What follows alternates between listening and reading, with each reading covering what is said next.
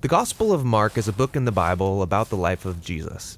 And the earliest reliable tradition tells us that it was written by a guy named John Mark. Now, Mark didn't just grab a bunch of random stories about Jesus and throw them together. He's designed this book to address some really specific questions about whether or not Jesus was the Jewish Messiah. So let's stop right there, because that's a term a lot of people like me aren't very familiar with.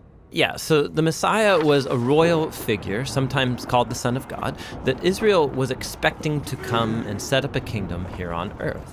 And around the time of Jesus, Israel was occupied by Rome, and so many Jews were hoping that the Messiah would come and overthrow the Romans and rule as king. But Jesus didn't overthrow the Romans. In fact, he was killed by them. And that brings us to the very issues Mark is trying to get at in this book. So in the first half, he focuses on who Jesus is. Is he really the Messiah? And then in the second half, he's addressing how Jesus became the Messianic king. And then right here in the middle of the book is this pivotal story that brings the two halves together, and Jesus answers both of these questions. Okay, so let's talk about the first half of the book, who Jesus is. So Mark makes his beliefs about Jesus very clear from the first line of the book.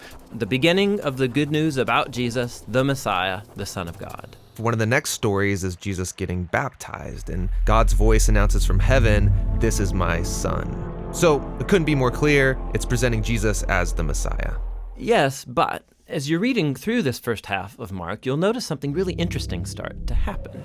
Jesus is going about healing all these different people, and he's constantly telling them to keep quiet about who he is.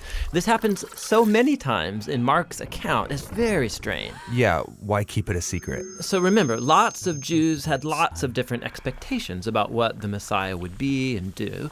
And so Jesus doesn't want people to misunderstand what it means for him to be Israel's Messiah. And so with all that in mind, we come now to the pivotal story at the center of the book, where Jesus takes his disciples away and he asks them, "Who do you all say that I am?"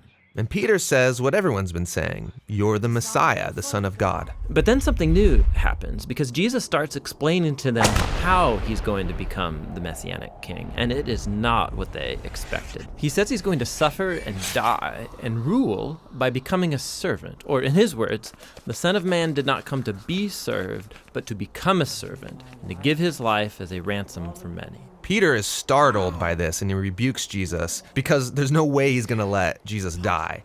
And Jesus responds, "Get behind me, Satan," which is really intense. It really is. But it highlights how important it is for Jesus that his disciples come to understand who he really is. And so here, now in this pivotal section, Jesus tries 3 different times to have this conversation with them, and every time they respond in confusion and even fear. Okay, so this launches us into the second half of the book, where Mark addresses the question of how Jesus becomes the Messianic king. It's the last week of Jesus' life. He goes to Jerusalem, gets in conflict with the religious leaders, and gets arrested. And he's put on trial as someone who's claiming to be the king of the Jews. He's even given a crown and a purple robe like a king would get, but it is all a cruel joke. Then he's mocked and beaten and hung up on a cross where he dies. And it's here in this crucial scene that we meet a new character. A Roman soldier Who suddenly gets everything that's going on. He says, "Surely this is the Son of God." Which is crazy. It's an enemy who's first putting it all together that Israel's Messianic king is the crucified Jesus. That's the structure of the book of Mark. But the book doesn't end with Jesus dead on the cross. No. So on the third day, some women go to visit Jesus' tomb, only to find that it's empty. And then there's this angel standing there, instructing them to go and tell this good news that Jesus is alive from the dead. But instead, they run away and they don't tell anyone because they're afraid, and that's how the book ends. Which is a really abrupt ending. Yeah, it's so abrupt that later scribes did add an ending that brings more closure to the story. And you'll find that story in your Bible with a little footnote that says it was added much later. But Mark's a brilliant storyteller, and he's intentionally ended this book abruptly.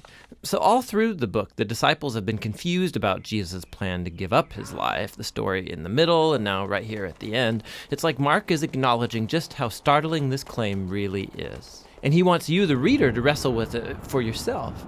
Is this crucified Jesus really the Messiah that they've been waiting for?